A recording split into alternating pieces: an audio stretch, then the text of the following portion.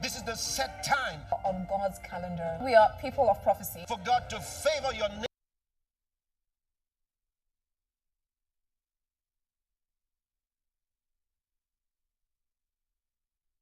nation. Whatever happens in the spirit realm also happens in the physical. This is God's set time. If God didn't tell us through the Spirit in the scriptures, your faith will be tried. But God's given us spiritual information. He said it. You have to learn to stand strong on the things of God. It is God's set time. Our dear man of God was actually taking us For some time now, to the word of the season for the nation. Restoration should come first the set time. before the master comes. This is the set time. And we are actually living in a world where the Spirit actually told us, this is where you're going. It's God's set time. We are soldiers in the army. This is the moment Because in a kingdom, you don't do what you want. God will have mercy This is the time of restoration. for the nations. This is exactly where the church is supposed to do great exploits. Time to favor that country. Last month was the month of possession. Time of God's favor is here. This is not Satan's hour. This is not his dominion. This is not his moment. This is not his season. Why do you let him rule?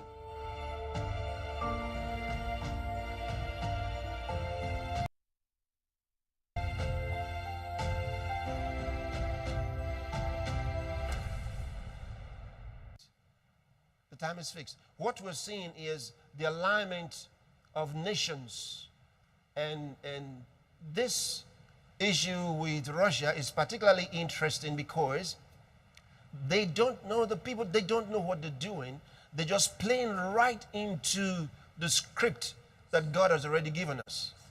They're playing right. And guess what? Here's another thing that's very important. Russia so far has done very well in the last few years. The economy has been fine. Now, they're going to push Russia with these sanctions. So Russia gets desperate. And they're going to be looking for something. So, part of that desire would be the wealth of the Dead Sea. There's a lot of wealth, a lot of minerals in the Dead Sea, which is under the protection of Israel. So Russia's going to be going for it because everyone wants it anyway. They're all pretending that, it's about peace between the Palestinians and the Jews, but it's not. Everybody wants the wealth.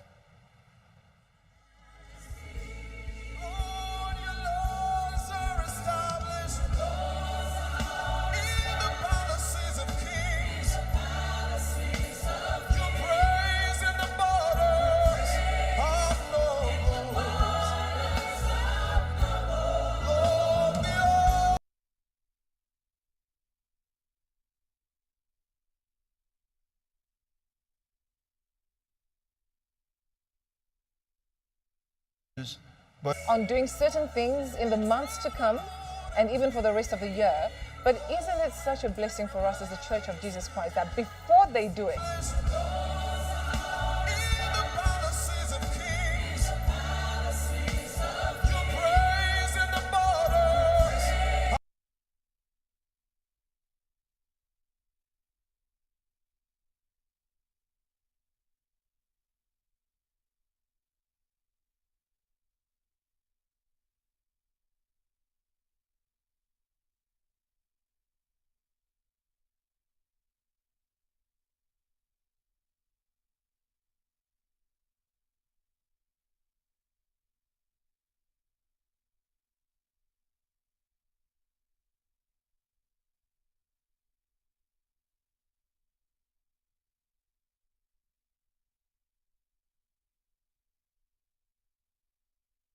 planning Operations of what the devil is actually trying to do are way beyond what men can actually fathom.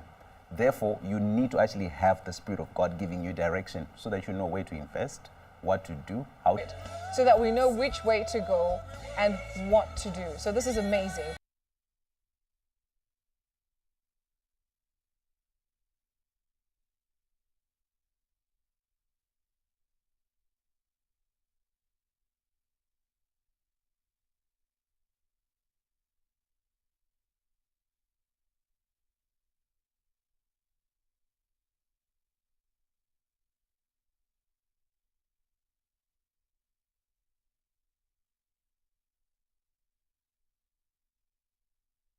the We're hearing about what is actually happening to the Middle East right now. Did we know that the message that Pastor actually gave to the Middle East would actually bring... have the Spirit of God giving you direction so that you know where to invest, what to do, how to conduct yourself, Yeah. what to take, what not to take, where to go and where not to go. So Sure. it's very important that You know why I'm laughing though?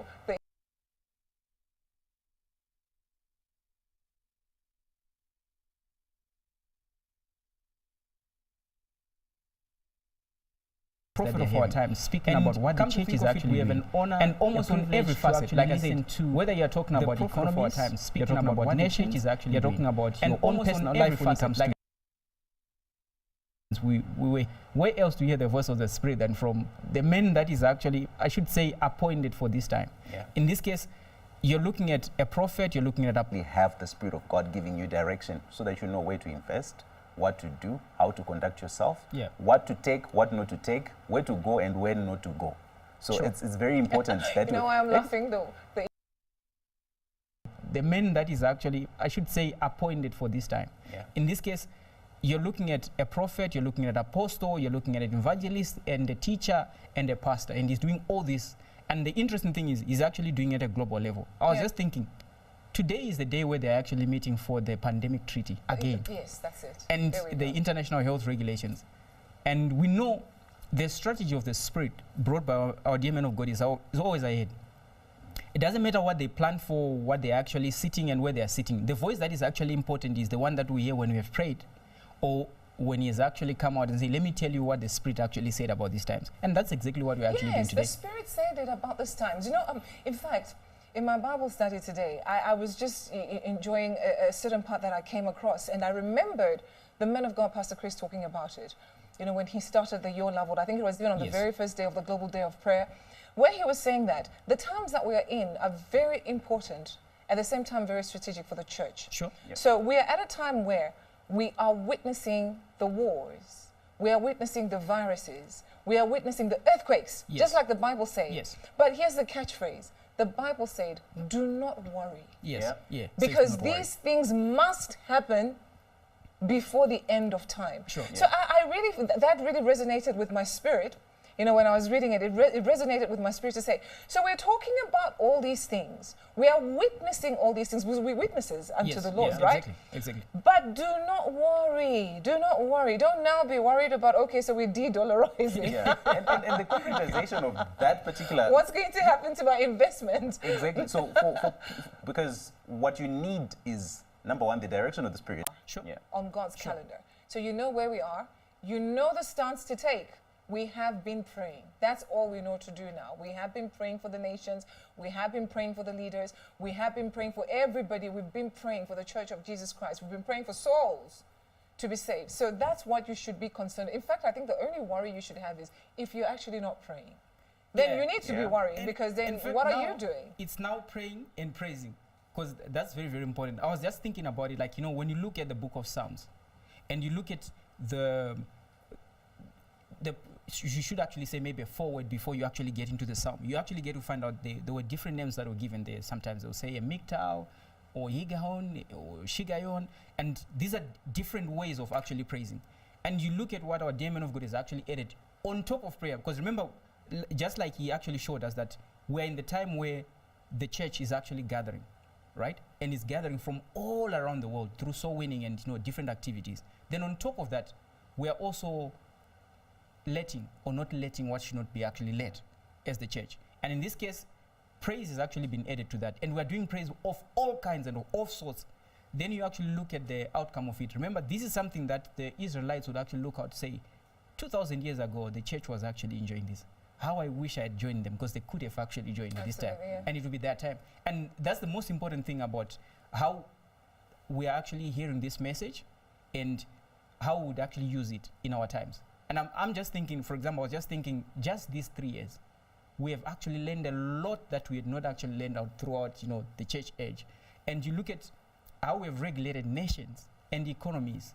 This is exactly how the Spirit of wanted us to actually do. And what more do we have, especially if you are doing everything else, like Pastor said? We'll do everything else that the Spirit actually teaches us and shows us. Yes. And come to think of it, it's a wonderful life, like he said. Look not to the left or to the right. Yes. focus on him. Focus, that's it. So these are interesting times. And now, having said that, in case you're wondering where Michael is, he's going to come. He's just finishing his birthday cake. He decided to eat his cake before he came to So he's still celebrating. He will be with us a little bit later. I hope he didn't hear me, though. You should be watching, I He didn't think. hear me. All right, so let's get straight into some of the things that we actually want to discuss. A lot of the news media outlets have been talking about the leaked Pentagon docs. But if you take a closer look and listen to what they have been saying, I believe there's a lot of lies that the so-called lamestream media is pushing. Yeah. They're pushing an agenda so that you can think about these leaked documents in a different side, okay? But we will discuss that. So in the last few weeks, the leaked Pentagon documents surfaced on the net and gotten the world's attention. Didn't you think that was ridiculous, though? Oh, no, definitely. I thought that was ridiculous, if you ask me. If you have an understanding of how particularly they operate, for example, from our dear men of God, we actually learned something that is very, very critical in understanding your world. When things are said to be leaks, in most cases, they're not actually leaks. Yeah. They are designed leaks. Because Yeah. could it have been so lame? I mean, honestly and speaking. remember, all these past weeks, including the last Your Love Award, we are actually getting to find out that there are so many things that they're actually doing which are called limited hangouts. That means you're controlling the carnage that you want to actually go there. If it doesn't work out when it comes to COVID vaccines and the injuries are too much, can we get a story like we get with the UFOs? And, you know, the satellites actually dropping from China or dropped within American territories. If it doesn't work, can we actually introduce something else? And it was ridiculous for them to actually admit to the obvious. Who doesn't know that the United States of America actually spies on their allies? And I think for them to actually come and try and bring it now, throughout, you can actually go back to as early as the 1900s and to where we are. They've always been known to be actually spying. Yes, they're always, I mean, of course, they have to spy now. They want to act as the world's referee, so they have to spy. So anyway, these leaked documents got the world's attention. The documents are primarily centered on the Ukraine war and heightens the involvement of the different players. So one of the major reveals from these documents is that the United States and its NATO allies sent soldiers in Ukraine at the beginning of the war. This is very contrary to the fact that the United States has lied to the world saying it was advocating for peace, yet it was perpetuating the war all along. And it has been said that Russia knew what has been happening all along. So the leaked documents include allegations that Israel's spy body Mossad is fueling the protests against Prime Minister Benjamin Netanyahu's proposed judicial reform, which would take away power from the Supreme Court. Another leaked document suggests that Washington was pressuring the Israeli government to provide lethal weapons to Ukraine, a move which would go against Israel's current stance and jeopardize Netanyahu's good relationship with Russian President Vladimir Putin. Well, here's more. Of what actually is happening over there. There's been the problem on cable news, both Fox, CNN, MSNBC. You get a lot of people that are pro-war, and they're the members of Congress, senators, and so forth, and they're all giving these upbeat accounts of how well it's going for Ukraine. The documents give a far more realistic view, saying that basically it's going to come down to a stalemate. There is not going to be any big winners necessarily, and the Ukrainians are in a very bad position because they're not getting enough ammunition. The Russians have much more access to ammunition than the Ukrainians do. So there's a switch between the way America perceives the war, I think, to these documents, which give a more realistic, because it's done with intelligence, more realistic view of how the war is going.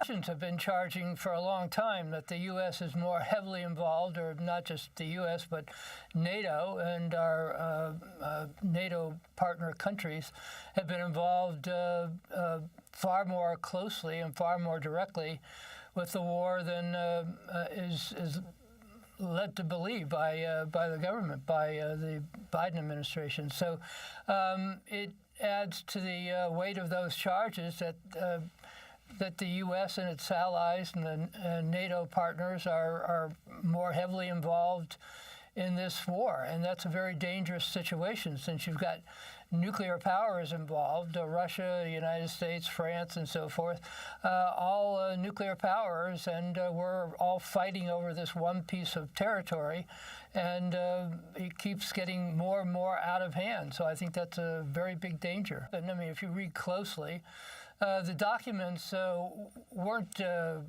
documents were original. They were placed on the internet in their original form.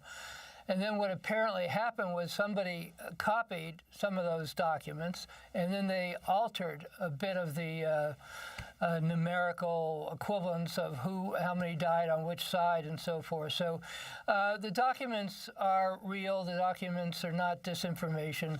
Somebody apparently took some of those documents, a couple of them, and crudely changed a few numbers, but it doesn't affect the overall value of the documents that were widespread. The NSA's eavesdropping capabilities are in terms of picking up what's going on within the Israeli Knesset and the Israeli President's office and so forth, Prime Minister's office. So it shows a wide variety of how much we're eavesdropping.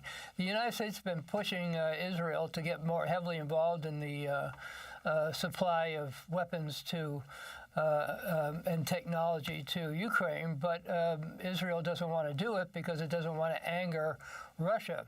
Russia is sort of turning a blind eye to Israel's attacks in Syria, and they're afraid that if they Okay, so let's talk about these leaked. So many questions came up, you know, at the first news of the leaked documents. I had so many questions. So if it's a planned leak, what was the purpose of the planned leak? And why do we have Benjamin Netanyahu? Why do we have all these people involved? What exactly is the agenda of the United States? Well, I think it's pretty apparent from some of the highlights that you get from the documents, right? The other highlight was, oh, we are spying on Israel, and the Mossad is not actually operating hand in hand with Mr. Netanyahu as of this moment. Yeah. Is that news? No, it's not. That's exactly what actually happened with the so-called military coup that actually happened when they almost ran over the prime ministerial residence of Netanyahu a few days ago, or should say a few weeks ago. And for somebody to actually come and try and amplify that, you actually can tell that this is something that they always wanted. They want to actually topple Netanyahu. It's pretty apparent. And also, you look at some of the details, because remember, they spied on a number of nations, right? Egypt actually. When you say they want to topple Netanyahu, you're referring to the United States in this case? Yeah, actually, it's actually coming from the Pentagon itself. Because remember, when you hear such things as Pentagon leaks, this is actually the military-industrial complex, which is actually predominantly the seat of the deep state. They don't care about this side or that side, as we know when it comes to Congress or when it comes to the House of Representatives. And the interesting thing is, you have 2 points, almost two mountains that actually plateaued, which is Israel and what was actually happening. It is almost like tied to Ukraine. Then on the other side, you also have Ukraine itself, which is something that they would want to actually use for them to justify sending money to Ukraine. And that's exactly what happened, because the House Speaker, all of a sudden, he wasn't for the idea to send more money to Ukraine or aid, but because there's an admission in the Pentagon leaks that the Ukrainians are actually losing, unlike what mainstream media was actually perorating all this war. So what do? You are actually forced to take the position of the military-industrial complex. And then you're looking at some nations. How about South Korea? Did they actually become so incensed, and were they really angry because they just, it's almost like a slap on the wrist on the USA to say, we are very angry that you actually spied on us, and then it died after a day. And then the other nations, you have Egypt there, that is actually, and then you also have Sudan, which is actually having quite a number of issues all of a sudden. And ideally, the information is there to push a certain agenda, because they are not happy with what is actually happening in Sudan, mainly because they think Sudan might actually bring back the Islamists. And all of a sudden, you have two factions. The RSF is actually sponsored by, we should say Europe or Europa per se, because they were actually being given money for them to keep the migrants who wanted to actually get to Europe, right? This is how they have such kind of ammunition that they were taking on the Sudan forces, the normal forces that are there. And for them to have actually brought it at this time is too opportunistic for me, especially considering that there is a restrict act that they wanted to pass, which was not passed. That's the catch, actually. Yeah. So I agree with what you're saying. I think what they are trying to do is to get some of the countries that were not really participating in the Ukraine war to kind of jostle them, right? You've got Israel. Israel has not been forthcoming when it comes to supporting the West.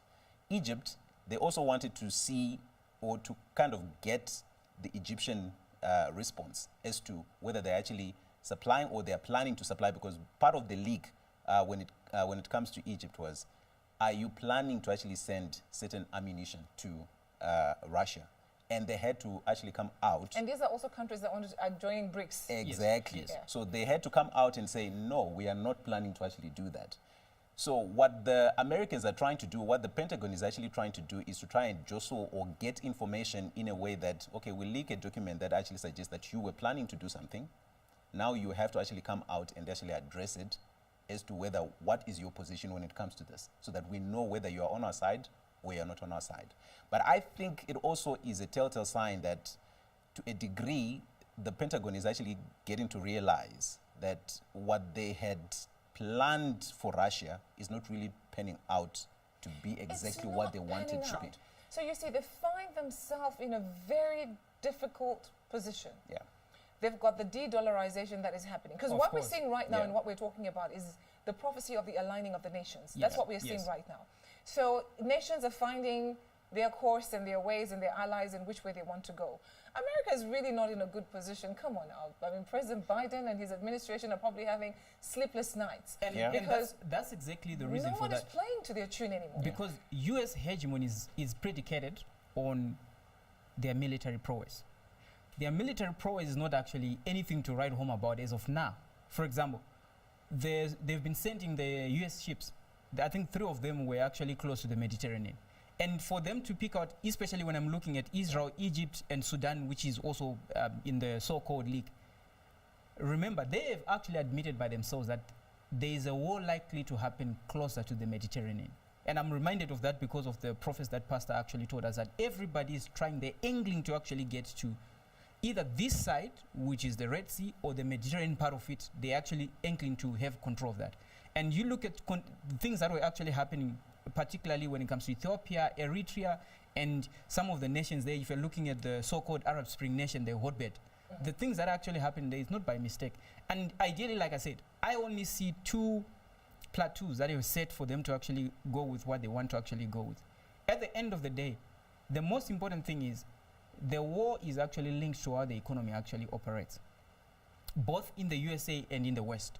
And ideally, they needed more partners to actually go with them down the drain. That's essentially what they're actually going for. At the same time, you actually have the rest of the world, which is essentially saying, no, can we actually play the game of neutrality that was something that we've been playing all along? Remember, these are mostly frontline nations that they were saying, you're not collaborating, or should you collaborate? And then the vassal states like your Japan and South Korea, they were not actually making a lot of noise because they know exactly what tends to actually happen. The same is true for Germany. These are nations with large US bases, so we know what actually happens there. At the end of the day, I think I'm more drawn towards what would they do with this so-called factual presentation of information that is not truthful. They'll start threatening. Yeah, that's one. They will start Yeah. threatening. That's one, and obviously we knew by prophets, because remember, our dear man of God actually showed us that it was like they were shaking themselves off. This is the USA trying to shake themselves off in so many countries. If we were to look at issues to do with spying of nations, whether allies or not, we should have heard of things like the US commands in Africa, in Asia, in Latin America. These are places where they are actually doing active spying. Yeah. But we didn't actually get to hear. We got to hear about places where we know they have bigger embassies, they have bigger military bases, and then to what effect it is actually being pushed towards that restrict bill that was not passing. It happened in the past. Remember, 9/11, which is contestable with so many people when it comes to what exactly happened. Yeah. Right? It had hands of some people that were officially CIA assets and they had gone rogue, presumably. And it was used to pass the Patriot bill. Yeah. And then that's it what was, they want to do. that's what they So actually used to spy on if citizens. they pass this bill, what does it mean? It essentially allows them to actually go a little bit deeper. Remember, there is this issue to do with cryptocurrencies or things that are considered to be decentralized. They want to actually centralize them. And one of it is actually the provision that they've actually made. For example, right now they are fighting all cryptocurrencies that actually they, or should we say anything else that is actually known as decentralized or so-called stable coins. What would it do? It will actually cause them to spy, particularly when it comes to money to citizens, and also take private wealth using that bill. So that is the catch.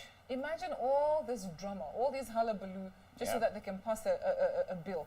The exact same thing we saw happening during COVID-19. You remember? They created this, they created that, because they wanted to go for a lockdown. Yeah. That's what they wanted. That's what the catch was. Lock up the people and then force people to actually get vaccines. In America today, President Joe Biden is still talking about how everybody should get vaccinated. That it's a must, that they even came out and said they're renewing the calls that people should go out and get vaccinated. Now the CBDCs, that thing is a major thing right now. I mean, imagine this. Sure. The nation is losing on its dollar power. People just seem to have forgotten about what it meant all of a sudden to trade in dollar. They now have other preferences. And also what it means to the citizens. Because remember, all that money that they are saying they are sending to Ukraine, we got to find out it's not actually going to Ukraine, all of it, from the same Pentagon leaks. Well, it's not new news. If you go to the Panama Papers, it actually shows you who is corrupt within the Ukrainian government. At the end of the day, you can actually tell it has more sinister moves than it is actually being presented. At the end of the day, it has something to do with justifying certain causes of the government. For example, you have sent billions and billions of money. Do you know what it actually equates to? It equates to the citizens who are also losing. How do you take from the citizens so that you maintain your balance? Because you can't just, remember, money is not a vacuum. It doesn't evaporate. If you decide to put it this side, it should actually balance on this side. And in that case, the balance that they're actually looking for is from the citizens now. You are mopping from the citizens. It has happened in war times and war economies where they are taking everything else. They change the manufacturing plants and the processes to actually become warlike. And then they tell you your food that you're supposed to eat is now rationable. We have heard this thing times and times again that they would want to bring universal basic income. But how do you bring it when in a country that everybody else brings in liberty, they believe in liberty, they believe in owning property, private property, they believe in actually raising and generating your own wealth and leaving it for your own kids and the like. All you need to do is you need to look for a law. Just like the CEO of JP Morgan actually came out to say, maybe it's high time that we actually take private property for solar farms and wind farms. That's it. But there has to be a legal provision. Or in this case, there has to be a provision that actually comes from Congress. And this is where this bill comes in. This is where this bill actually comes in. Remember, they tried it with TikTok, and a lot of people were making a lot of noise about it, saying, come on, Silicon Valley is actually doing the very same thing that you are actually giving. Even worse. Even worse. But now, if you bring it under the pretext of, oh, look, there is sensitive data that is actually being spread around. So we need to at least regulate what happens in the different spaces, for example, where you are playing your games, if you are a gamer, or where you have the so-called decentralized system of information or social media and the like. And on top of that, while it was happening, one of their guys actually did something. Elon Musk has actually changed Twitter to something else that is totally different. The X-Corp. Do you know what the X-Corp is about? That's exactly what our dear man of God was actually speaking about. Say they have something better than the metaverse. And they're actually going for it. And to me, I'm actually drawn to look in those directions and say, okay, what else do you want to do? No, I don't think it's about the leaks, because we know. So at the end of the day, we're talking about surveillance, totalitarianism, full control of people one way or the other, through the money, through whatever, through your business, through your social media accounts, through even, you know, when I found out that even when you're on the internet, and, you know, more often they ask you if to verify if you're a human being or not a robot, and then by pressing that, you've actually give them full like an open check to say you can check my history, you can. So it's like saying, can we actually check you out? And then you click yes. But they ask you, are you a robot? Yes or no. So you will now say no. So now it gives them access to you. So that's what they're doing, the deceit of it. But it all boils down to total surveillance and total control of people on this earth. Exactly. And like what you said, because when you look at the provisions of that particular act, is to say, if the government sees what you have posted or what you're actually having a conversation about, and they see that it's actually going to affect national security, it's the same thing. Like but the what Patriot Act. ascertains what's going to be national security? You see now, that's also another Exactly. problem. Debatable, So, yeah. What exactly. they deem necessary. And this is not just going after the tech giants, it's actually going after the citizens.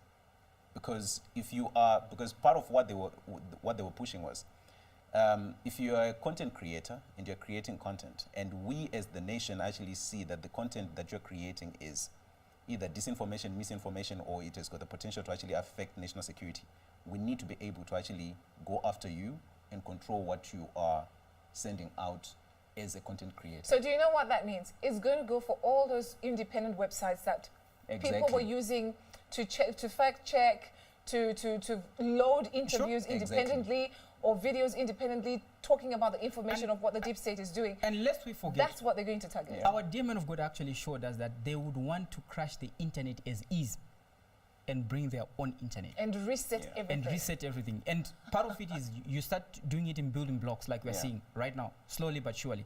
This thing is working hand in hand with universal basic income, you know, the credit scores that you actually have, which many people have actually been acquiring over years on the basis of your credit score that you use to actually buy, and then you get credit. And then it is extending to social behavior, it is extending to psychological behavior, it is extending to almost everything else. And And ideally, all these new concentration camps called smart cities, Yeah. exactly. it's also part of it. So you look at it and then you realize, oh, this is quite interesting. The same week that they were posting the leaks, in the United States of America, Bill Gates was actually pushing the 15-minute cities. And that's Yeah. quite interesting. Because those are the modern Too conducive concentration for me. camps. Do you Yeah. realize that that is the modern concentration camp? They can't really come and take you and throw you in a concentration camp now, can they? Because that'll be an uproar. People will protest and all that. Look at what is happening with France. Yeah. Millions of people out on the streets, and the mainstream media, the lamestream media, is not showing that. Yeah. So people would revolt. Now they'll put you in these 15-minute cities, these so-called smart cities. What you just don't realize is that you would have actually sold all your freedom to go live in that True. place. Very interesting. So this is all about these leaked Pentagon documents. Imagine that, all that craze, just so that they can have full total control of people. So during an interview, French President Emmanuel Macron said, Europe must reduce its dependency on the United States and avoid getting dragged into a confrontation between China and the United States over Taiwan. So Xi Jinping, the Chinese Communist Party, have enthusiastically endorsed Macron's concept of the strategic autonomy, and Chinese officials constantly refer to it in their dealings with the European countries.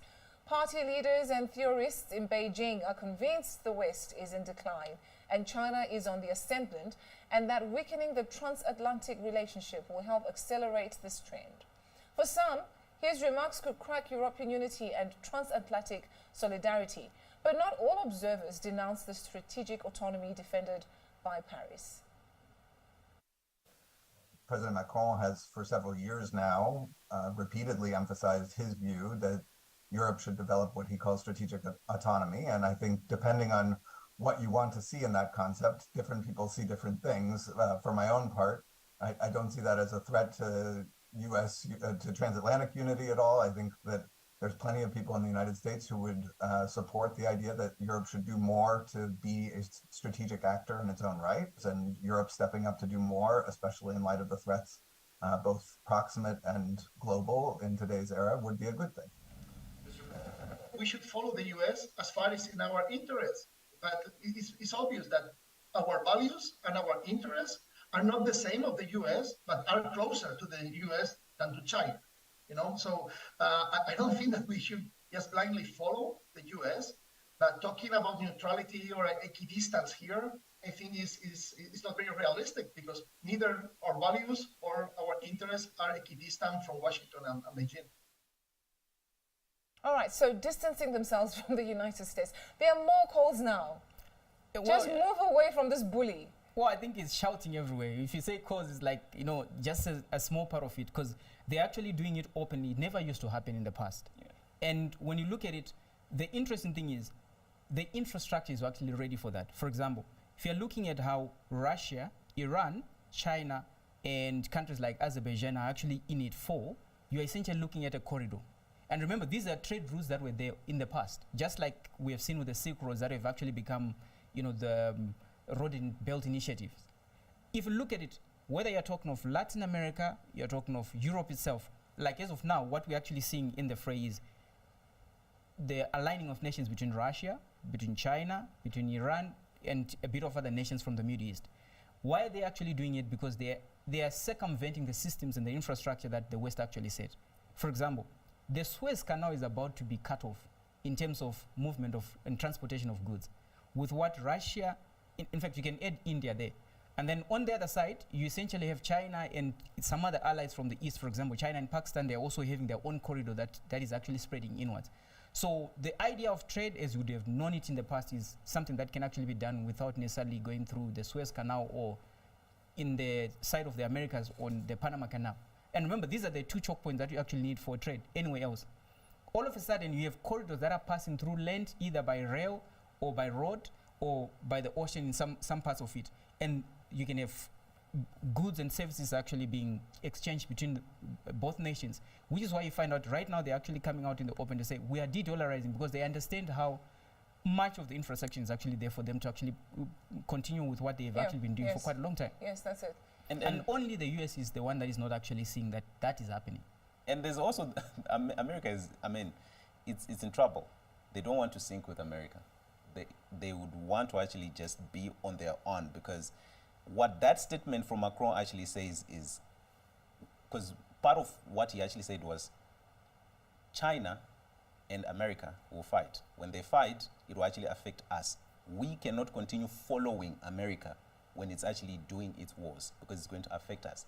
So Macron is actually just a voice of those who have been seeing what is happening with America. They know that America is weakening. It's actually disintegrating. We cannot continue on this path of following America blindly. But again, it was actually their original plan. Remember, the back home policy is something that Macron actually stands for. Yeah.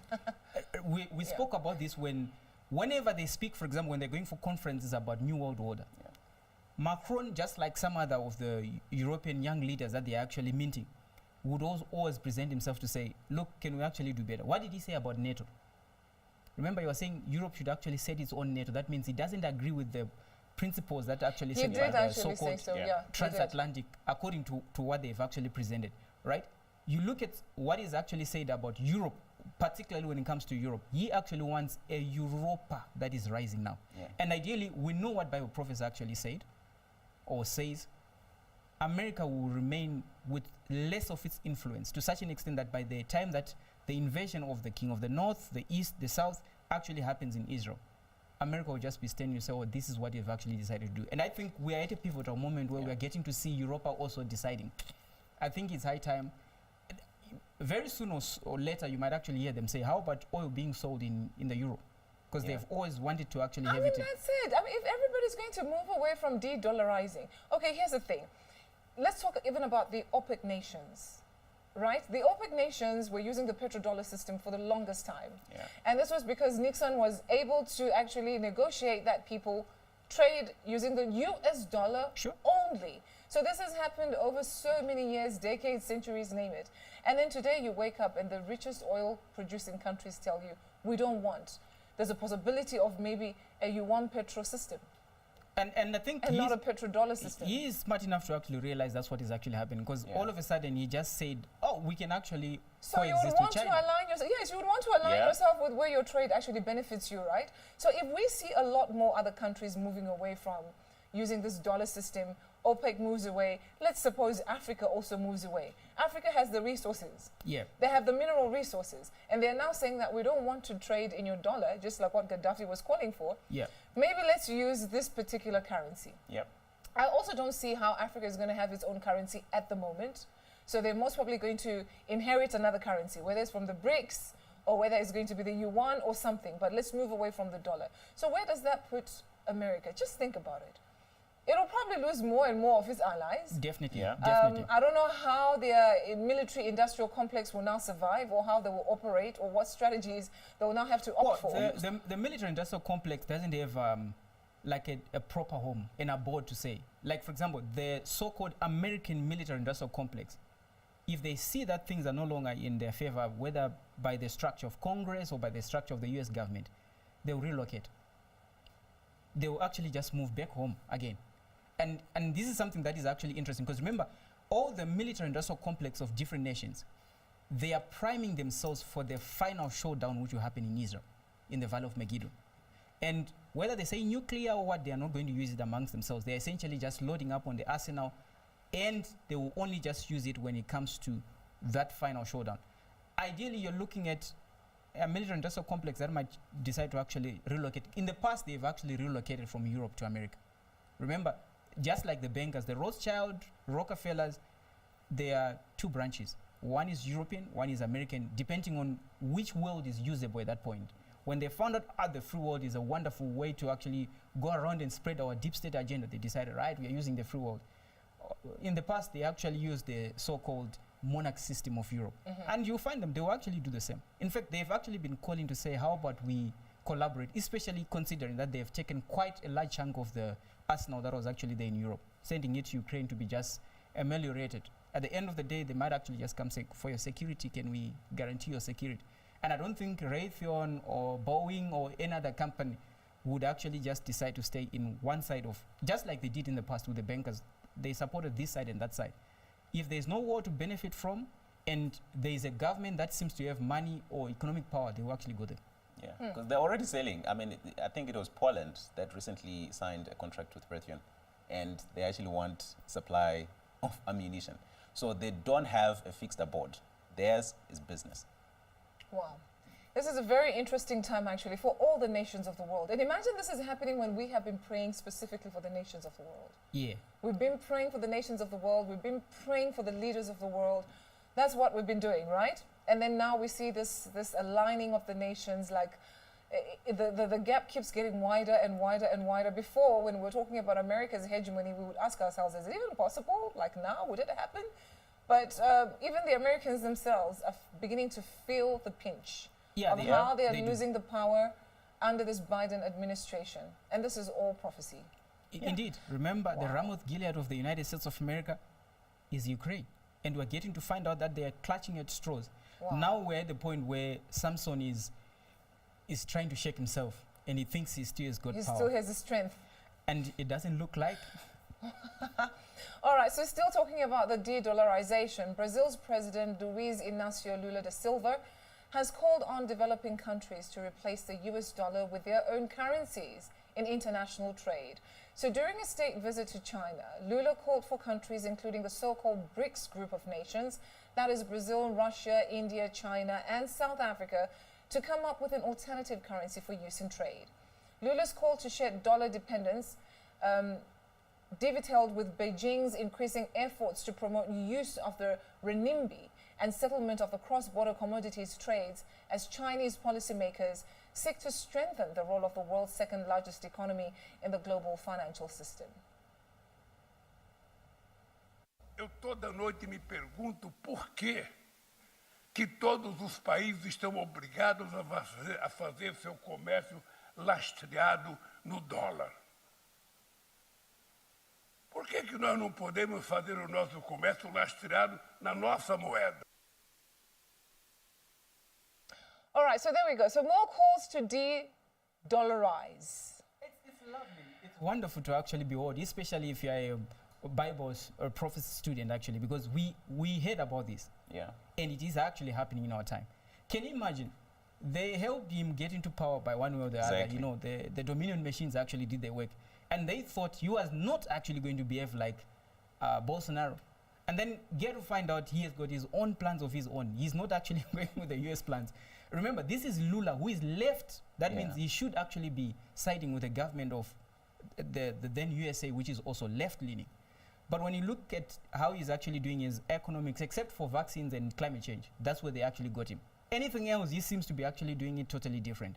And if you look at population-wise, you look at Brazil, the amount of resources that it actually has, the amount of people that it actually has, and how it's contributing to the global economy. And they are losing him. They are losing China with also its population. They are losing India with its population. And then when you're looking at South Africa, they are losing the financial system of Africa, actually, because it is housed in this country. And then you essentially have the rest of the nations that are coming, for example, your Venezuela, your Egypt that have indicated, your Tunisia that have indicated, even Zimbabwe has actually indicated they want to join BRICS. These are nations that have got resources all over. So at the end of the day, you can actually see that America is actually shooting itself in the foot. Yeah. By not agreeing to whatever the other nations, for example, the Global South would have wanted. Remember, they were actually big on the basis of, okay, the petrodollar system, which is the other part of commodities, and also the financial system, which is something that is technologically based. Yes. And all they needed to do was continue providing the very same for the Global South, for Asia, and for Africa. And then they would actually remain with their prowess. But suddenly, all of a sudden, because of the Ukraine issue, they lost all reason. They forgot how America was built. They forgot what caused America to be what it is. And all of a sudden, we're getting to find out even their weakest enemies in terms of alliances are actually coming out to tell America, see, this is where the buck stops. Yeah, but even the Bible says so. Yeah. How did kingdoms destroy themselves? Yeah. They plotted evil, right? Yeah. And eventually the evil consumes them and Exactly. destroyed their Exactly. own kingdoms, just like that. You see, that's the same thing. History always repeats itself. Didn't Pastor Exactly, tell us that? and it's now emboldening. I was just looking at the fact that you had the Chinese military official who actually went to Russia. Right at the same time, you've got Macron and von Ursula der von der Leyen, Leyen. who is in China trying to actually co-opt the Chinese to say put pressure on Russia. But then it looks like the West center is actually not holding water. Okay. And you've got now leaders that are now getting emboldened to speak out against the Americans, to say American hegemony is actually gone. Ruto did the same thing. Yes. That Lula is actually saying. And they are now saying it openly and publicly. They are no longer afraid. So the center of power that Americans actually used to enjoy has actually been taken away by their blinded way of going into Ukraine. Very interesting times, I must say. But anyway, we are continuing to pray for To the pray nations. for the nations, yes. Yeah. And we also continue to pray for the leaders of the nations. We need the Church of Jesus Christ in all these nations to rule and decide what happens in these nations. That's what we need right now. Yes. Because it is the time for the church. But I am just amazed at how we're just sitting and watching and seeing prophecy being fulfilled. Like, You remember, know, it's literally happening right before our eyes. like our dear man of God actually says, 2023 will go by so fast. Whether in prophecy or in the fulfillment of prophecy or in how the nations are actually aligning or some of them actually decoupling themselves from some nations, it's actually happening so fast. So fast it did. This Yeah. is just April. And you wouldn't expect, for example, you wouldn't expect a Brazil to actually come against the United States of America. Because back then it would actually cause a coup, or it would actually cause somebody to be deposed, or somebody to be called before a court of some sort. But all of a sudden, he is actually saying it openly. Can you imagine? And you're looking at Germany that is actually going to say, no, sorry, the mistake that we did to say we want to decouple ourselves from China and Russia, no, we don't mean it. We are actually one when it comes to the economy. This is not how they used to actually talk. They used to talk very braggadociously. All of a sudden, you have officials, both diplomatic and undiplomatic, coming out to say, oh, we have lost our hegemony. It's pretty clear. It's pretty apparent. Wow. All right, so let's move on. In fact, let me open the lines right now. I would like to hear what the viewers think about this whole issue of de-dollarizing, the aligning of the nations that we're discussing here. What are your thoughts? What are your observations? Join in the conversation and let's talk. Let's hear what you have to say. All right, so looking at the artificial intelligence, known obviously as the AI, according to a well-known puppet for the deep state, Yuval Harari, the algorithm will know exactly every movement people do. Harari reaffirms that the algorithm can tell any teenager exactly where he or she is on the gay spectrum. Did you hear that? Yeah. Can I be honest with you? I really think that this whole LGBTQ is just utter nonsense. Can somebody maybe write a big board somewhere and just tell them to give it up? But you see, it's part of the Antichrist. Yes. And that's why it's being pushed so much like it's this. also part of the times that we're living in. Remember, our dear man of God actually showed us in the calendar, unfortunately, those with the Antichrist spirits don't actually wait for their time. And they can see how much progress we're actually making as the body of Christ. And they are trying to actually impose their systems or, their underbeds for the system that they would bring back like that time right now. And it's like you said, something has got to be done. I think one way to actually go for it is actually to pray. The spiritual way is actually first the right way to actually go for it. Then obviously make sure that the nations are complying with the right way to actually have, for example, education or raising of kids. You know, you can't gender them as young as they are to say, look, you are fluid. It's something that has actually been done now, because you're essentially looking at the adults that we have right now. If the parents back then had allow them to just behave as they want, with things that are actually irreversible, for example, you cut somebody's body parts or members, you can't actually replace them, even if they decide otherwise, or you change their voices, or you change by puberty blockers and the like. They essentially remain with that body that they would have. And the interesting thing is, this is not something that should be difficult to actually regulate. Nobody votes before they're 18, but they're getting to decide about serious issues to do with their bodies before they're even actually 18. Right now, they are trying to bring it as low as 2, as 3. You just That's decide, it. you wake up, you are a monkey, and then you are a monkey. And that's it. But anyway, listen to this video. As you surf the internet, as you watch videos or check your social feed, the algorithms will be monitoring. The algorithm tracks your eye movements, your blood pressure, your brain activity, and tells you who you are. Now imagine the situation in 10 or 20 years when an algorithm can tell any teenager exactly where he or she is on the gay, straight, any teenager exactly where he or she is on the gay, straight spectrum. So I really got interested in the fact that he keeps on speaking about the teenagers. Did you hear that? Yeah. Any teenager, they're a target. Yeah. So you've been complaining that there is no scientific evidence to show that someone can actually be gay. AI has been learning people, so now it can actually tell you where you are on the gender spectrum. That is science. So No, that's lies of science. Exactly. So It's- what they're trying to do with this AI algorithm system is it's now feeding in something that was missing in their conversation. Because what they've been doing is they've been priming kids, exposing them to information, pushing them in this direction to say, you don't know what you are, you can be anything. And parents have been fighting back. Yeah. And parents have been fighting back. Now, So now- there is a science that now can learn that this person falls within in this spectrum of gender. And that they'll we've tell you, created. so how do you deny that science told you that? Exactly. Oh my word, that is but just it's crazy. still junk science. Come on. They are getting to find out the trans people that are trans and they've chopped off certain organs, they are getting themselves prostate cancer, which should not actually be there if you had changed your body and you had gone other way. So I'm speaking of a male person who actually decides, whether by their junk science or their junk education, that they're actually female. And then when you look at the diseases that they're actually being affected by, unfortunately, it's actually a disease that is actually So deciding does for this them. AI also tell us about the people that have been regretted going trans? You know, there's so many of them that are regretting, Yeah. but their stories are being suppressed even more now. Yeah. They don't want them to come out and say it. So it'll be this silly AI that will now come and tell you whether you fall under the gay spectrum and not what God created. Like I said, algorithms are not God human knew beings. whether you were and- male or and, female. and when you look at it, remember, these are computers.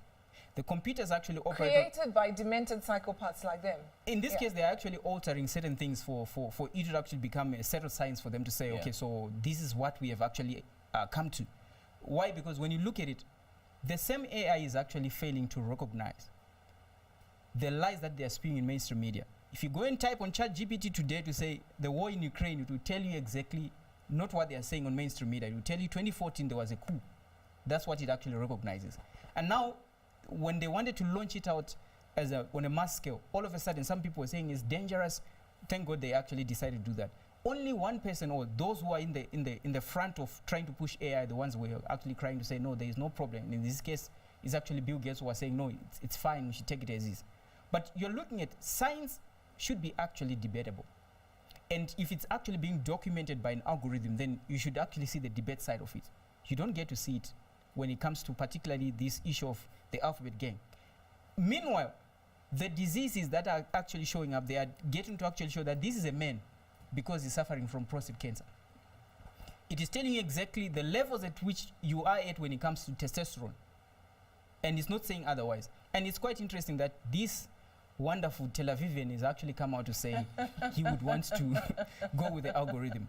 And mind you, we are getting to actually see the other Sodom and Gomorrah that is coming from Tel Aviv. Yes, that's it. That's what he's actually pushing, which is why you find out he say teenagers, because obviously if you do something to someone's body as a teenager and there is no coming out of it, you have actually harmed them for good. And that's also part of he's the same person who says useless people, remember? Yeah. So obviously he understands how they intend to make people useless and what will be the repercussions of it thereof. He understands very well. And unfortunately, for him, the interesting thing, especially if you look at what happened with the Easter that we celebrated as the body of Christ at the time that it was, and then the one that the Orthodox actually celebrated, like Pastor said, we have a multipolar world. As much as they want to actually push this unipolar world where they're saying, look, the algorithm will decide for you, there are certain people who are essentially saying no. For example, look at the differences that is actually there between the Easter that was celebrated by the so-called Orthodox side of Christianity and the other one that is liberal, and the ones that they are saying is liberal. They are totally different. You can see soberness on the other side. That means, and this is the multipolar world that many of the nations are actually going for, because this is essentially Eastern Europe that you have. And this is actually also another new world. When you look at them presenting what they're actually presenting, it's just for those who are deceived already. Otherwise, there is a lot that is actually there in terms of alternatives. Whether alternatives to raising children, because when you look at the rest of Eastern Europe, they are not actually subscribing to the algorithms per se. Wow, so this... Okay, gays and lesbians. So during your Love All specials with the man of God, Pastor Chris, he shared on how the deep state is actually pushing the population control. Let me remind you of actually what he said. They knew they were lying all the time. They planned it. They lied to you from the very beginning. They weren't looking for a solution because they created the problem. And I told you this from the very beginning. They created a problem. They weren't looking for a solution. They prepared a pseudo solution. And it was never a solution. The idea was to get as many billions as they could in the world to be vaccinated. Population control. That's what they wanted. Not just to control the numbers, that was one thing, but also to have super control. Totalitarianism.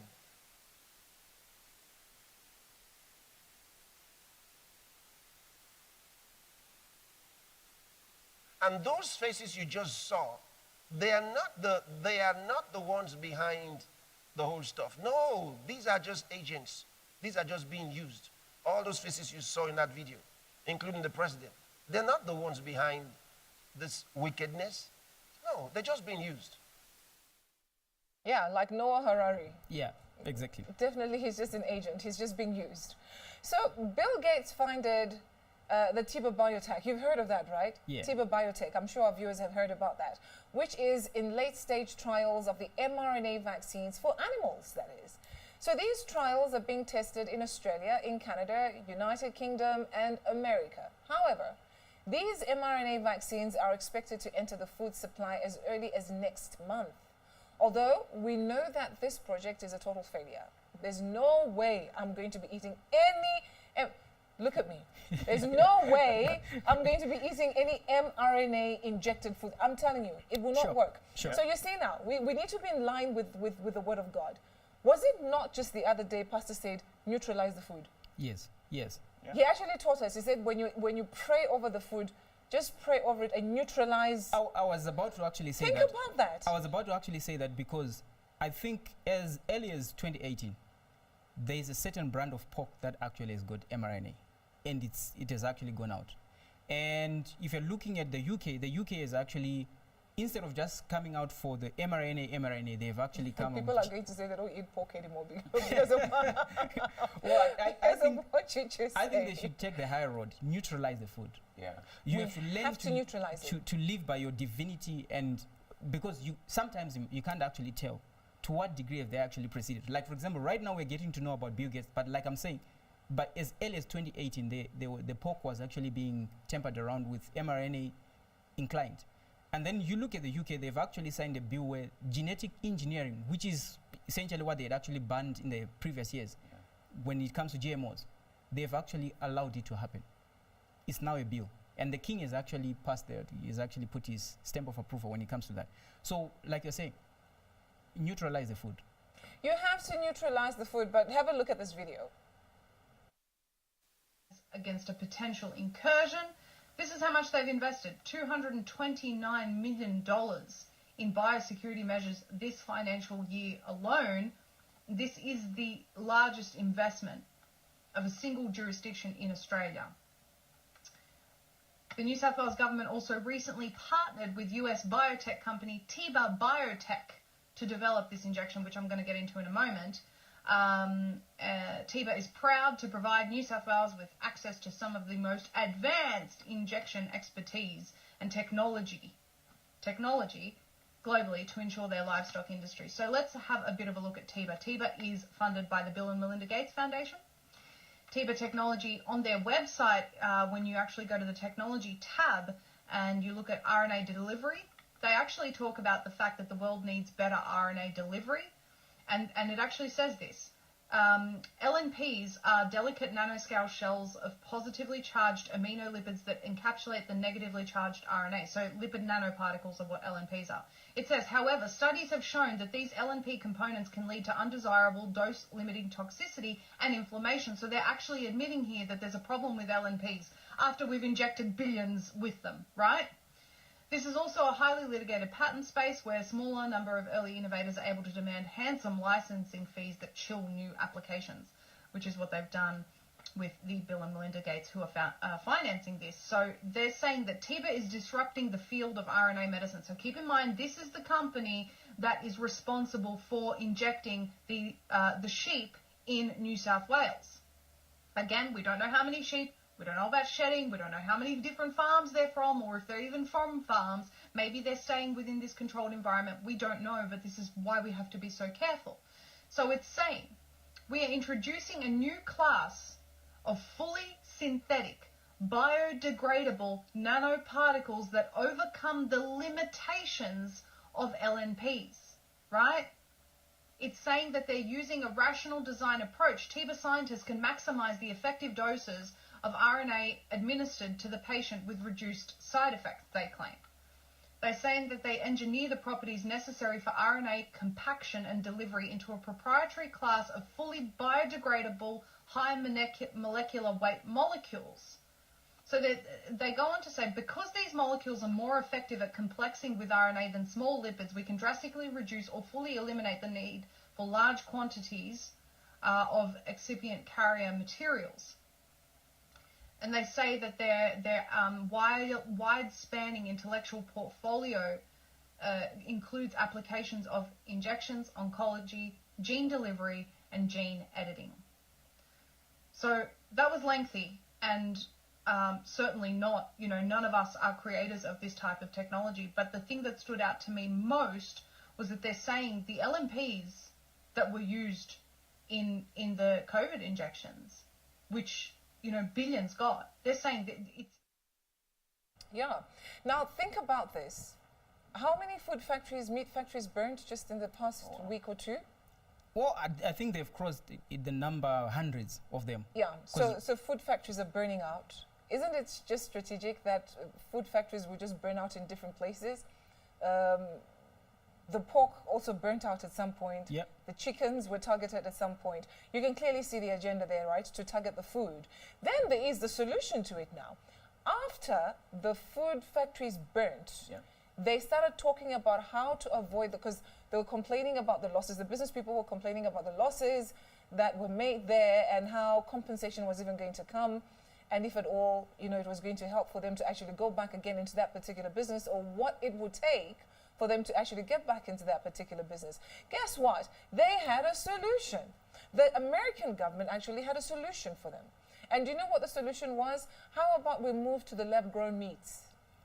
Because that could be less expensive.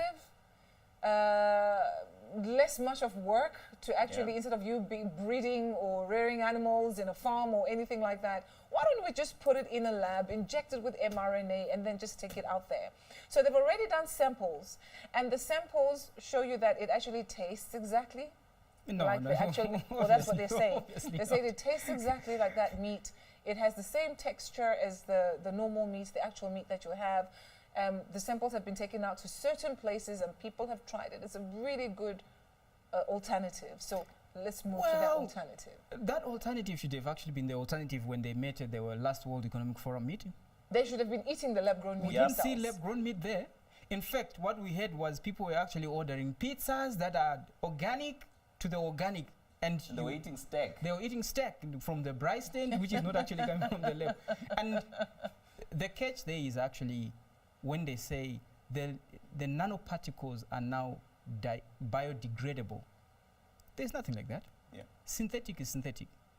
And ideally, after admitting that they also want to do gene editing, and you are looking at the software, the platform for such to actually happen, anybody else who has got sense should actually ask. And you know, synthetic does not break down. That's why if you take a McDonald's burger or the chips, like the other old lady did, and put it in a shoebox for 4 years, it still came out looking the same. A little bit shriveled, but you see, no molding whatsoever. Yeah. Nothing, just nothing. It just became harder because it's plastic, it's synthetic, you know. It just became really hard, and that's the synthetic meat that they want people to eat. Exactly, and that in their media is actually on their full throttle, trying to actually fight this misinformation, because there's an article I think that was written by Dr. Malone where he was actually highlighting this to say the synthetic mRNA vaccines that they're actually giving to the animals will actually result in this particular synthetic mRNA being consumed by the people. And they're saying the animals will actually metabolize the mRNA synthetic system. But the truth of the matter is, like you're saying, it's not true. It will actually come out, you end up eating it, and it will be in your food, and it will be in your body. And how I'm so glad for the multipolar world, because the world does not have shortage of food, as is right now. If you're looking at, look at all those nations, your Venezuelans, they have a lot of livestock that might actually go out into the market of people who would want organic meat. Yeah. And remember, you cannot actually go into business when you don't have buyers. If not for the legal side of things, where they would try to actually push it down the throats of, you know, the vassal states and people who are subscribing to their system, definitely this thing is actually not going to work at all. Because if you look at it, all these nations that were sort of like shut down from the so-called global market, they have a chance.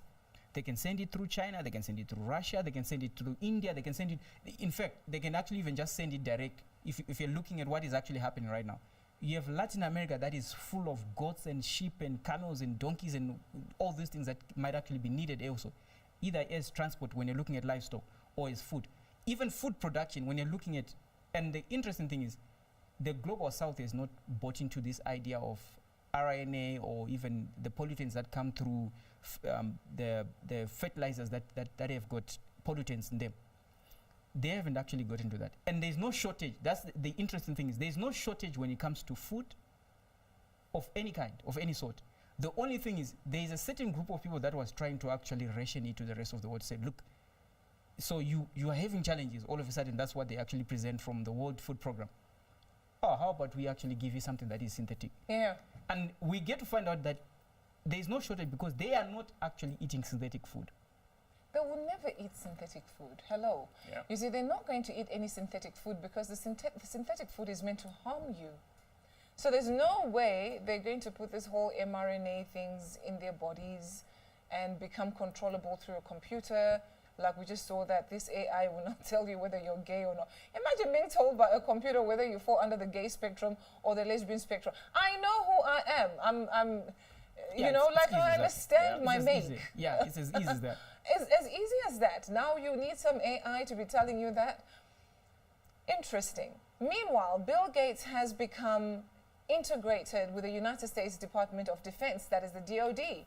They call it a public-private partnership. But the question many ask is how. Now, according to Todd Callender, it's an oligarchy oligopoly, which has a charitable component, which is where Bill Gates was participating. He received free grant money for the government, from the government, who will push forward the Agenda 2030. No, it's all part of the plan.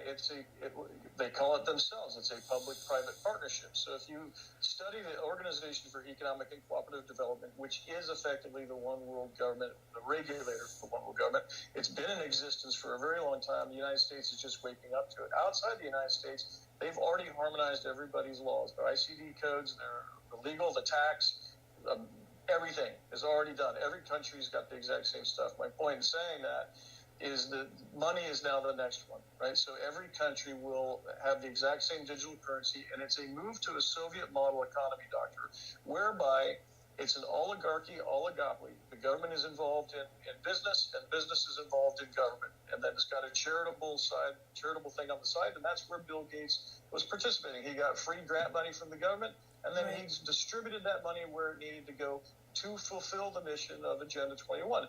The elimination of private property rights, the elimination of sovereignty, right? That's one world government stuff there, and a 95% reduction in the world's population. Let me tell you, I really thought that was a very interesting story. So the public-private partnership with the oligarchy and certain governments. And that's what they're actually trying to do. Like I'm saying, there is no shortage whatsoever in the world of the things that are said to be in shortage. It has happened quite a long while. You can count decades, you can count centuries. It happened with resources, particularly when it comes to the global south. Remember, they were told you don't have anything except what we have actually brought to you. Let me just stop you there. We've got a caller. Sure. Caller, you're live on the program. Please go ahead.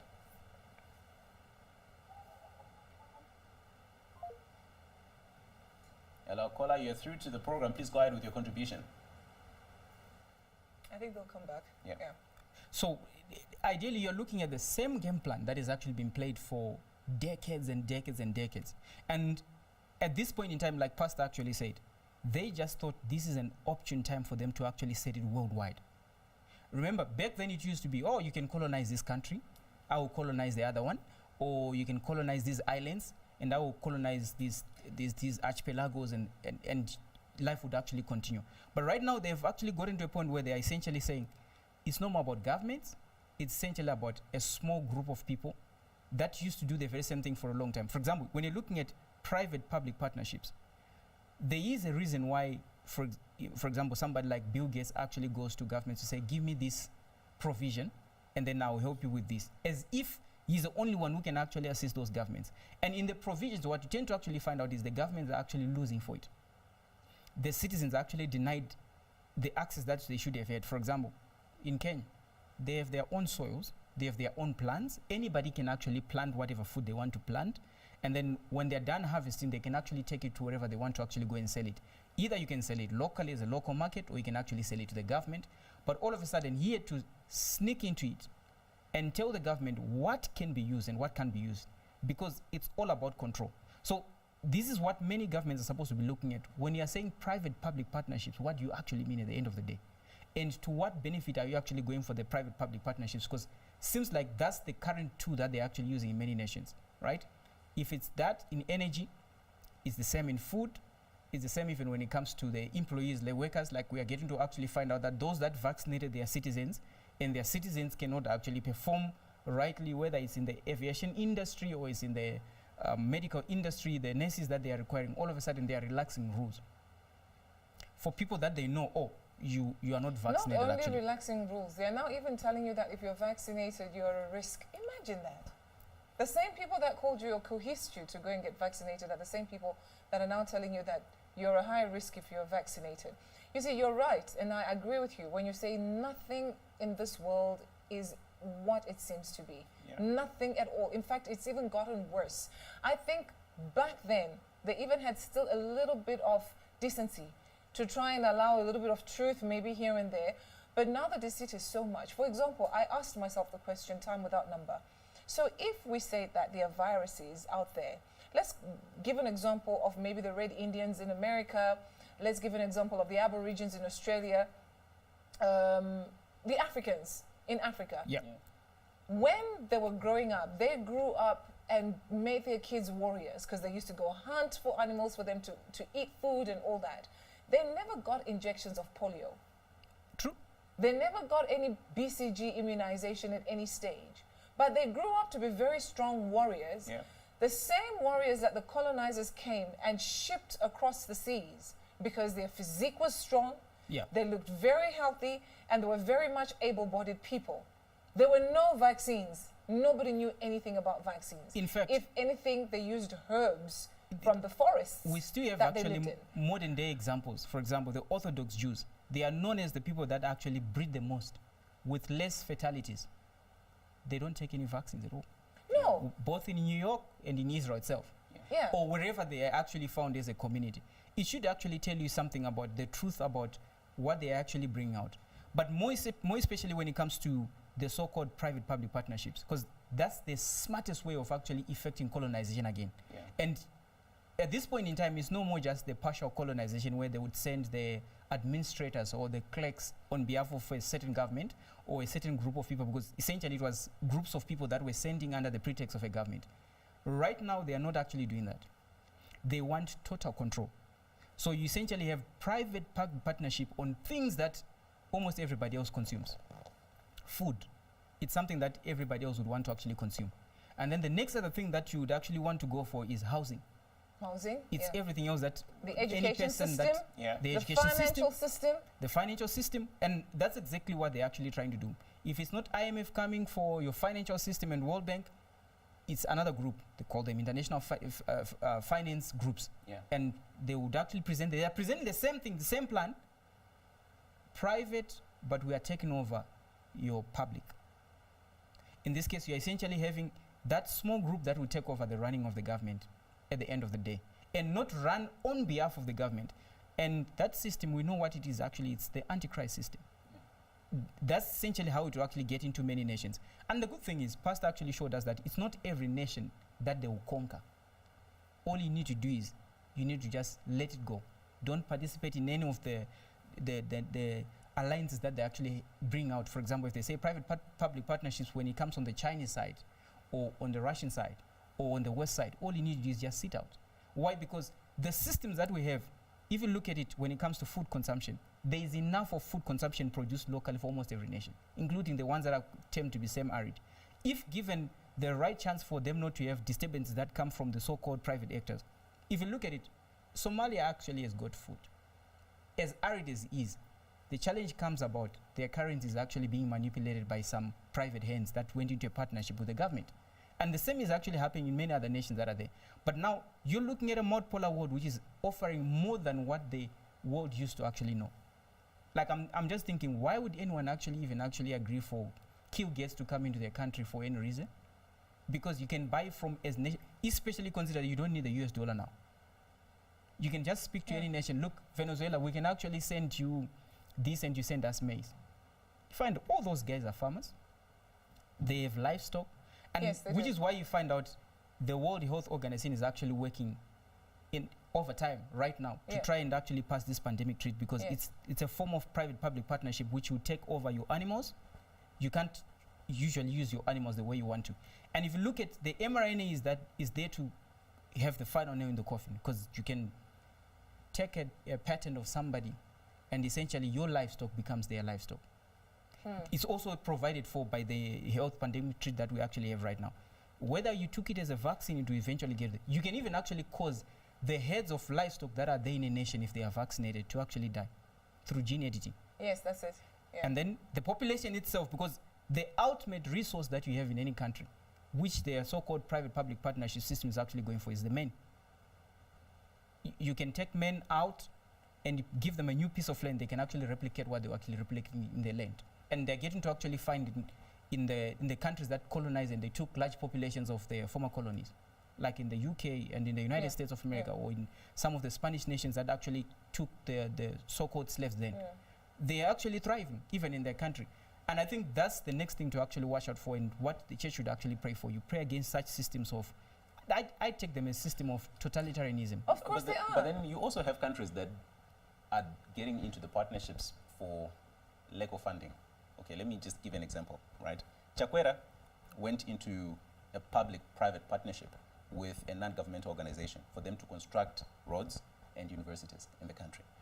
The reason that he's actually giving that is because much of Malawi GDP or the money that they actually got as a country does not come from them, it comes from donors. So in this instance, what can you do?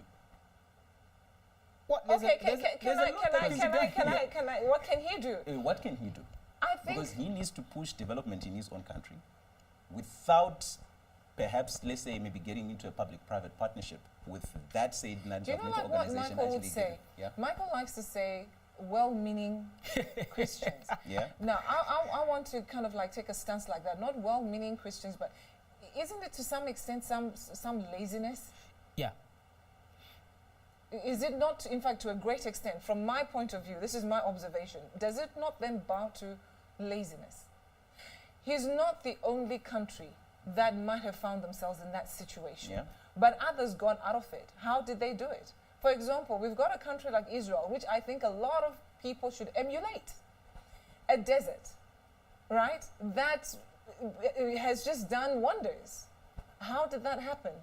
Because people were thinking, they came together. People were thinking, how do we move this forward? How can we achieve this? How can I don't think and if you're looking there's at a limitation to the mind there when you say, exactly. what am I supposed to do? Is this the only way that you're supposed to get funding? And actually something that was actually imposed on him to think that way. You are talking of Malawi. Does it not have soil? Does it not have water bodies?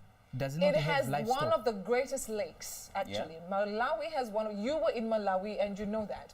They have one of the greatest lakes. They have land. Yeah. And very fertile land. And they produce a lot. And they produce a lot. They've got a very hard-working population, by the way. Malawians in general are hard-working people. Farming is a thing for them because they grew up with this whole issue of subsistence farming. You have to farm for you to eat and all that. So I think already that's a good starting point. Sure.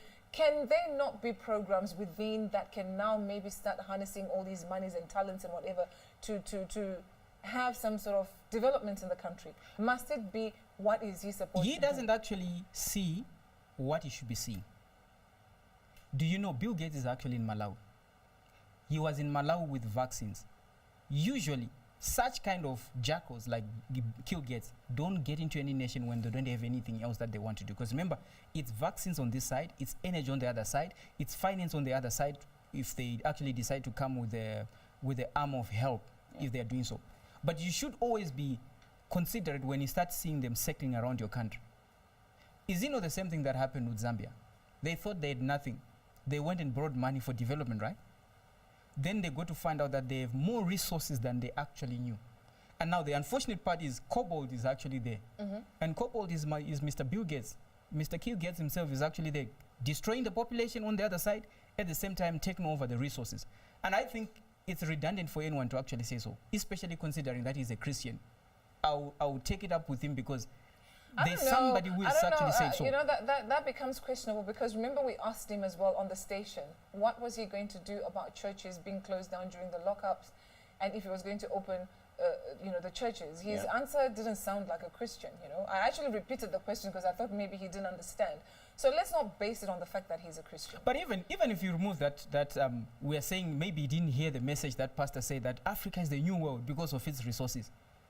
By observation, how many African countries are finding out more resources without the aid of the West or the East or the North? Exactly. Why doesn't he attend the meetings that, the AU is actually discussing to say, look, even far-flung nations that don't have as much resources according to what their geography actually stipulates, they're getting to find out they either have oil, the most precious resources that you actually have. And I think it's just ignorance if he actually decides to actually go in that direction. Coupled with laziness where you have leaders saying, so what should we do? Really, Mr. President? Is that a question? Okay, you're the president, I'm a citizen, you're asking what should we do? I think that's very disappointing. That's actually very disappointing to hear him say that. Yeah. So what would be the... Anyway, let's not even ask because I think he's already welcomed the private public they've already started with the construction of the university, and for the next, I think 14 years, they're going to be reaping the benefits. So from the projects themselves, the money that they're actually making from there for the next foreseeable future, they are the ones who are actually going to be cashing in on it. It's not going to be going into I think there's still hope, because when you look at, like I said, this is just a small piece of land that has been parceled out. Of course, it's no more owned by Malawi right now. Maybe it's actually owned by the so-called funder. But remember, they still have other lands that are there, that they actually don't have what they have. Remember, similar things have actually happened within African nations. Many of them, we can actually go east, west, south. And they thought they had sold their country by selling, pieces of land. Then they get to find out, oh, look, the other piece of land that you thought was arid is actually diamonds on the other end. And you look at the written value, particularly when it comes to that land, is actually more than the 14 million that you have actually passed away. And I think all he needs to do is, he needs to look inwards. Remember, this is Africa, the land where people used to work on diamonds and oil and they didn't know what it was. Until somebody came and said, look, this is crude oil, or this is actually diamonds, or this is lithium.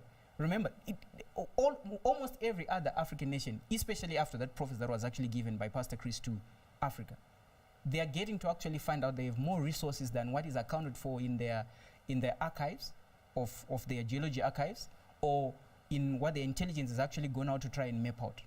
And all they need to do is look again. There is something in that land that can actually take that land from the penury that it is. It is not even a donor nation, because a donor nation, this is an economy that is actually designed by somebody. So you are a donor economy, so that they can do as they please. Absolutely. Absolutely. So during your Love World session with our dear man of God, Pastor Chris, he explained why and how private-public partnerships actually never work. So we are now about to fully answer you when it comes to Malawi. Watch this. A time where the very existence of nations is being threatened. And for some of them who don't have the understanding of what's going on, when you hear of public-private partnership, that is a euphemism for state capture. Make no mistakes about it. It is those who have no understanding of these things that think that is a good idea. It is not a good idea. It's a terrible idea, because they don't read the documents. The title says public-private partnership. No. Read the fine lines. Read the fine text. What it is saying is public ownership is over. That means the people have been disenfranchised. So, private ownership has taken over. That's what it means. Because they only come and say to the nations that are owing, we can help you. This idea of, and here's another thing.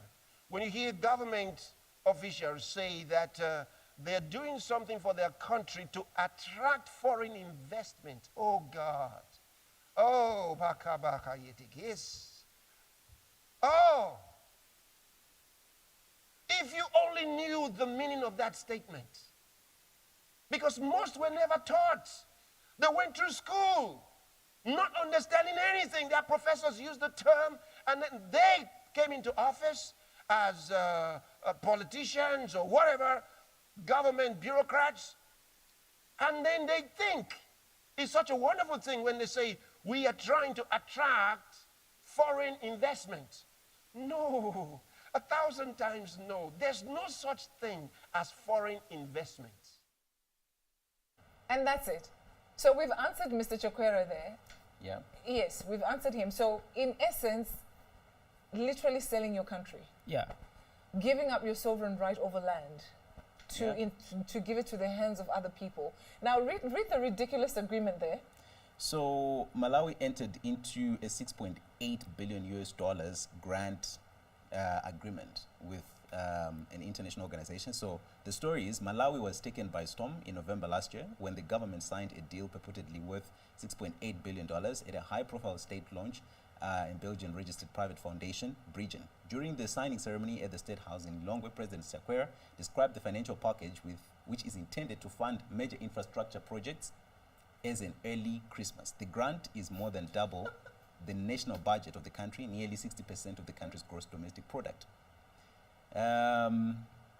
Until 2063, you said? Yes. So the idea is for them to actually have returns from the infrastructure projects, for them to actually meet the Agenda 2063 goals, for them to actually move up their country's economy. So according to the announcement, the $6.8 billion would fund construction of major projects, which include power plants to produce megawatts, to produce 1,000 megawatts, 3 times Malawi's current capacity. $1 billion would go to the state-of-art teaching hospital, and then the other one, construction of first high-tech fertilizer plant in the country. And they're saying... Listen to this. Fertilizer targets food. Then teaching hospital targets people's health. Yeah. Yes. Do you understand? Strategically so, right? Yes. Power plant. We're talking about climate change here. And listen, let's take a look at Malawi. Just in recent times, they were hit by a cyclone. Yeah, exactly. Yes, They were hit by a cyclone. Yes. That was very destructive to people's lives and, you know, the houses and everything. But can you see it falls perfectly well into all the things that you're reading there? And then he doesn't think there's anything wrong with Amiss? that. That's the thing. It's quite interesting. Who set that agenda for Africa? Agenda 2063. Every nation is actually going with Agenda 2030. No, the AU summit was talking about Agenda 2063. Which is again the question that I actually ask you. If you are setting goals that are, well, they are easy to achieve by that time, especially looking at what technology might have actually brought. So for you to borrow money, and did you hear? It's a grant. Yep. It's not capital as they thought it was capital. No, it's a grant. Yeah. And do you know what it means? It means there are concessions inside. Who actually gets to build the power plant? They will tell you. Who actually gets to teach your doctors and your nurses if you're actually going for the teaching hospital? They will tell you. Then the same thing actually gets to happen with the fertilizer plant. Who actually gets to become the one who supplies fertilizer? They will tell you. Yeah. And then, like I said, there is no shortage. Why didn't they call Dangote for the fertilizer? Oh, no. It has to be a Western power, you see. Didn't they call it high-tech whatever fertilizer or something like that? The description says a lot. It's very disturbing. Well, the technology doesn't have color if you're looking for business. It's mRNA technology. What other it's quite technology is interesting. going to be in the food? The mRNA that they're targeting, right? I think it's very disturbing that you know, after 3 years of hearing this message, we still have, you know, presidents that will go back to such things. Yeah. Even if they didn't hear pastor, but there's a time where people develop and you grow out of certain things, you begin to understand certain things, you can make better decisions than you've made even before in your past. Yeah. And then you still have presidents that go for such, who are so hung on remove sanctions, like the Zimbabwean president. And then the Malawian president talking about public-private partnerships and foreign direct investment. No good. We pray for Malawi. We do. We pray for Malawi. Deputy Managing Director of the IMF, Bo Lee, admits that countries are required to enforce climate policies as a condition of borrowing money from the IMF. So globalist financial bodies under the United Nations are forcing governments to force corporations to force citizens into complying with totalitarian net zero policies in order to solve a non-existent problem that is the climate crisis. To long-term growth and prosperity, and it has direct impact on the economic well-being of every nation. So for IMF, we have incorporated climate into every aspect of our operation. In fact, 2 years ago, the IMF Executive Board approved the first climate strategy for this institution. And in every aspect of our operation, including surveillance, policy advice, capacity development, and lending, we have incorporated the climate angle or the climate consideration. For example, in our surveillance, in our regular annual surveillance of every nation, we have incorporated climate consideration, especially the large emitters for mitigation and also the vulnerable countries for adaptation. In terms of lending, last year we kicked off the first long-term instrument in the history of the fund, which is a resilience and sustainability facility. So far, we have approved 5 programs to 5 countries under this new instrument. And as MD said yesterday, the demand is very high. We have 44 countries in waiting. So as you can see that as climate become macro critical, and climate could have long-term impact on balance of payment, and there is the demand for fiscal policy and macroeconomic policy response to climate challenges. And that's why we think climate has to be an integral part of our work. I just want to add that when we talk about incentives, not only subsidy, we can also think about carbon pricing, carbon tax. Anything that you can change the relative price between carbon-intensive industry and the low-carbon industry can give incentive for private sector, for private investors. We need strong international collaboration. We need a stronger collaboration among IFIs and MDBs. We need stronger collaboration between public sector and private sector. And we need stronger collaboration between macro lender and micro lender, because IMF is a macro lender. We lend to countries. We don't lend to projects. But MDBs, they are micro lenders. They lend to projects. And if we combine our expertise, we're going to produce some of the key elements of this holistic approach. We combine policy. So you see that they combine policy with their agenda. Yeah. And then it becomes binding to a country. In fact, he just told you the game plan there. In fact, he actually admitted to the whole game plan, because he said your micro development banks, or the lending banks that you actually have at a micro level, they are now being controlled by the IMF. Yeah. Then the so-called, like Bridgen, international financial institutions, the IFIs, they are also being controlled by the IMF. So the IMF actually might not come directly to your country. They might actually come as some Paris club of some sort, and they give you money, but the same agenda is actually embedded. In this case, the agenda is whatever money that you actually receive, and that applies to what Malawi has actually done. That power plant, they're not there to make sure that you gain from that power plant. It should just be an elephant project that brings back money to them at the end of the day, and not necessarily something that would actually benefit the citizens. Remember, this is the whole idea of economic hitmen. You force nations to actually get into projects that they are not benefiting from, but then you have a say on, okay, so who actually gets to refurbish your turbines as your population is growing? They actually write it in the clause. Who actually gets to get this electricity, and they might actually decide you should actually sell it at this price to who? They actually determine. And I was just thinking when I heard what the Malawian president actually did, that did he consult his citizens or the advisors in the country to say, what does Malawian citizens actually need? Do they need food first before we start speaking of 50-minute cities or smart cities? What do they need as citizens, right? And from there, you actually know how you're actually going to set up your industrial complex. If you're setting industries, I need industry for food, industries for cloth, or industries for services, let's say banking services, depending on what the needs of the citizens actually are. In this case, he actually didn't actually consider that. He was told, look, get yourself a power plant at this price that they actually decided you should actually get it for. Get yourself a hospital. He didn't actually did a feasibility study to find out, okay, one hospital or 10 or 2, and how?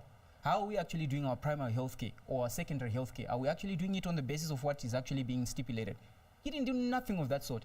Meanwhile, those who are responsible are actually coming out to say, we always have agendas with our funds when we send them around. And for anybody else who is from the global south, it has been done countless times, and it has produced the same kind of horrible results. And for you to actually go again with them, it's quite appalling. It's quite interesting for you to actually find out that the same African nations that were growing and they were developing, they were actually about to move from being third world countries. They were hit by the same policies. It was essentially the structural adjustment programs on different nations. What did they do to the nations? Decimated their economies. They're back again with something similar. It looks exactly the same thing. And they're even actually telling you, sign here, they have conditionalities here, and then you sign again. Well, they should have actually learned from their forefathers. And it's quite appalling for him to have actually signed into that, because that's the admission that the IMF is actually saying. And remember, the IMF is the one which is actually telling them, you need that infrastructure. It's not the citizens that are saying so. Yeah, that's it. That's it. So that's the catch of it. So now, even in the IMF actually giving you whatever the loans or the grants, they still have to implement the policy of the climate change. So you have to be accepting to it now. Can you see where they're also catching these countries? You have to be accepting to it now, and then you get the loan. I find it interesting that when you juxtapose what countries, for example, states in the United States actually do when it comes to some of these organizations that want to come into a state and want to implement or push the state to actually implement a policy that goes, say, for example, its ESG scores or its climate compliant policies. They don't buy into it. But when it comes to African countries or so-called third world countries, it's almost as if, because their backbone, either it's broken or, like what I was mentioning about Malawi, not perhaps saying that they don't have an option. They always find it easy, or whether appealing, or it's easy for them to actually adopt. It's quite interesting. True though. It baffles anyone else who thinks about it. Why? Because there are many examples that anybody who wants to actually come out of penury or poverty that is imposed can actually use, right? She was actually mentioning Israel. For 70 years, they've actually transformed their economy into a first world economy. How do they do it? You find out how they actually went about it. It's a different method that they actually instituted than what the Singaporeans probably might have done, or what the Chinese might have done. Some people just decide, we have quite a lot of population that wants to work for a small wage, meager wage. What do? You employ them. You make sure that there are enough jobs for those people to actually work, and then your economy actually just shoots like that. Some people decide, okay, we are going the technology route, so we are looking at STEM. STEM is the one that is supposed to actually inform how we develop, and they've done it. The Nordic countries have actually done it. And when you look at the times, the interesting thing is about time. Some have done it in 70 years, some have done it in 50 years, some have done it in 30 years, some have done it in 20, some have actually done it in 10. And you essentially have those who have got resources who can actually do it faster because of technology, because of the examples, who are essentially saying, we're hamstrung, look, you can actually come with your voucher funds. They are known, they are called voucher funds for a reason. For a reason, exactly. Voucher. What does a voucher do? That's exactly what it is. They will just come and devour that nation. But then we really need a change, honestly speaking. Instead of having, the so-called third world countries relying on this international aid, it just does not work, period. It doesn't work, and you need to snap out of it. Now, just quickly, because our time is fast running up, so that we can actually go into the first session of Your Love All this season, this phase. Amen. I can't wait for that one. That's going to be an interesting one. Dr. Martine Makari reaffirms that the greatest perpetrator of misinformation during the pandemic was the US government. So Makari added that public health officials were intellectually dishonest about the so-called pandemic. The greatest perpetrator of misinformation during the pandemic has been the United States government. Misinformation that COVID was spread through surface transmission, that vaccinated immunity was far greater than natural immunity, that masks were effective. Now we have the definitive Cochrane review. What do you do with that review? Cochrane is the most authoritative evidence body in all of medicine and has been for decades. Do you just ignore it, not talk about it? That myocarditis was more common after the infection than the vaccine. Not true. It's 4 to 28 times more common after the vaccine. That young people benefit from a booster. Misinformation. Our two top experts on vaccines quit the FDA in protest over this particular issue, pushing boosters in young, healthy people. The data was never there. That's why. All right, so because of time, I think we've got a voice note. Yes, we've got And then it. we'll come back and make comments on that story, maybe in the second part. But let's have a listen to the voice note. Praise the Lord. Praise the Lord. Hallelujah. Good evening to you, esteemed Chronicles of Prophecy crew members and production crew. Praise God. Many thanks to our dear and beloved man of God, Reverend Dr. Chris Oyakilome, DSC, DSE, DD. We're ever so grateful, sir. Thank you so much for all that you do. Hallelujah. Glory to God. Is your Lord word special? What a time. What a time. We always look forward to this particular program because it holds a lot for us. You know, the Spirit of God gives us directions. Spirit of God reveals to us what is the current event and even what is going to happen in the nearest future. So, for us, this is the most this is current breaking news. Praise God.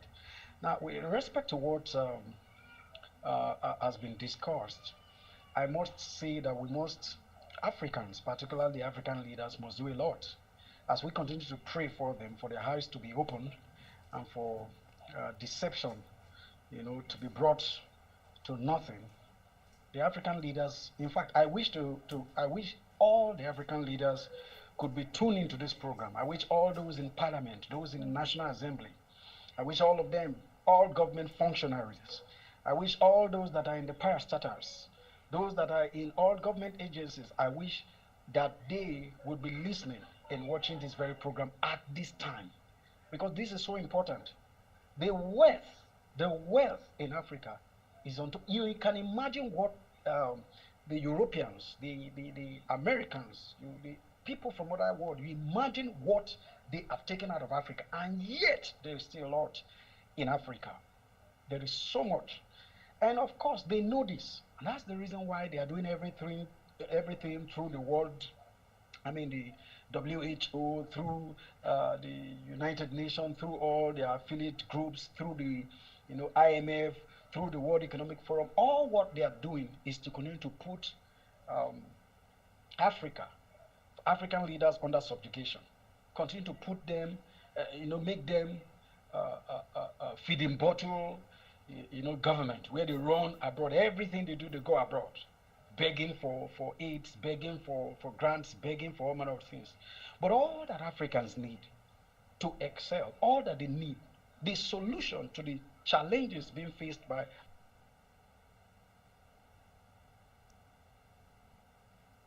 okay. All right. African countries, the solutions are all in Africa. Yeah. If only they will look inward, if only they will listen to our dear man of God, if only they will realize that God has given them all that they need to make the needed progress. And that's what we need. So I think what we need to do is to continue to connect all these government functionaries, bring them so that they can listen. So I want to thank you for the opportunity to contribute. I'm looking forward to this day one, so I'm looking forward to being blessed. Thank you so much. God bless you. Wonderful. All right, EMD Umkoro, thank you so much. He's one of our ardent viewers, always participating in the program. We really love you for that and appreciate you for that. Thank you so much. Okay, like you said, it's day one of the program, and we're getting straight into it. So don't miss it, okay? Be with us right till the end, because there's definitely a blessing for you there. So enjoy service with our dear man of God, and we will see you right after. God bless you.